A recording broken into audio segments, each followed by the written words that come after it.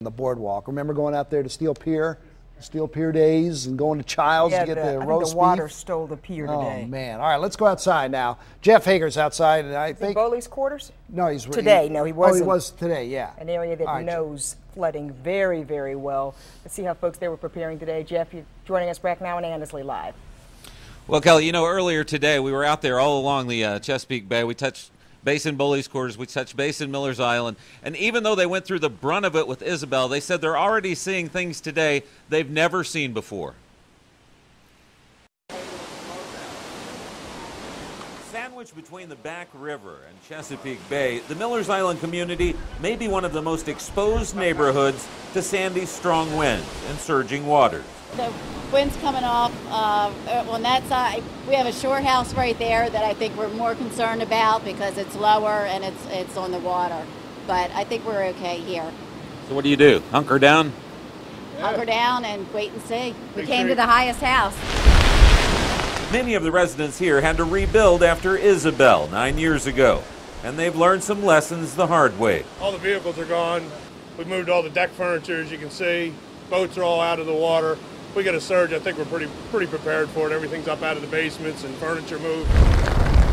Another storm-weary Bayside community in Bowley's quarters also is ready to outlast Sandy, but Dave Brothers isn't about to shelter in place for fear he may get stranded here. My sister lives in White Marsh, so we're going to White Marsh, and we're going to hang with her for how long it takes.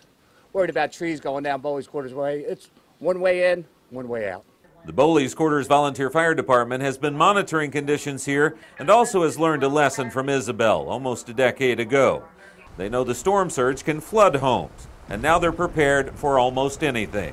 There's been so many different forecasts to the whole storm that we're just being prepared.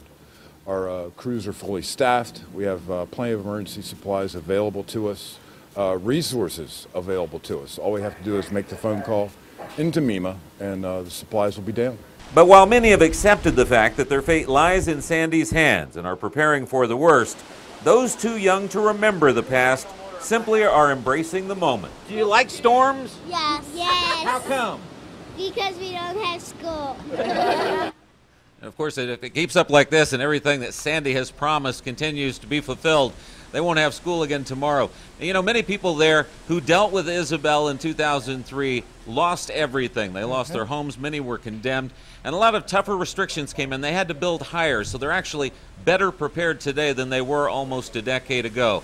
Also today, we noticed in both of those waterside communities a lot of police presence because there was some looting issues back during Isabel. And today, even though water was starting to cross the roads, they remained open, and a lot of marked units were going up and down, making sure that everyone's property was going to stay as safe as possible throughout this storm.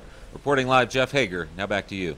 Hey, Jeff, look behind you. Look at all the people that are out there on the roads. We keep hearing from the governor to get off the road. Where are these people going? Well, and Jamie, I was over by the Travel Lodge, and even though the Tidings Bridge is closed, we saw all kinds of traffic invariably that could have been heading north on 95 hoping to get to the Beltway, but I have a feeling up and down the East Coast maybe everyone doesn't know which bridges are open, which are closed. Even on my way to work today, we had people 75 miles an hour.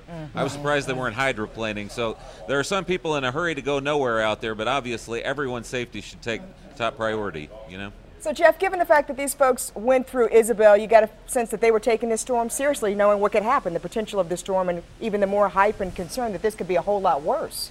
Oh, certainly, except, you know, it's primarily surge when you're there on the bay, even though the winds and the gusts were very strong, much like they are outside our studios here when we were out there about mid-afternoon.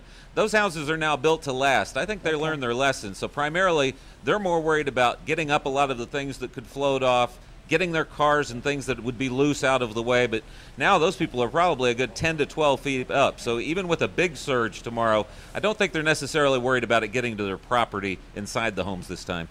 All right, Jeff Hager, thanks for that live report and crisscrossing the area for us. All right, we just got 5 people just text me saying power's out. So you see, 5 more, yeah, it's growing. It's coming. Close to 7.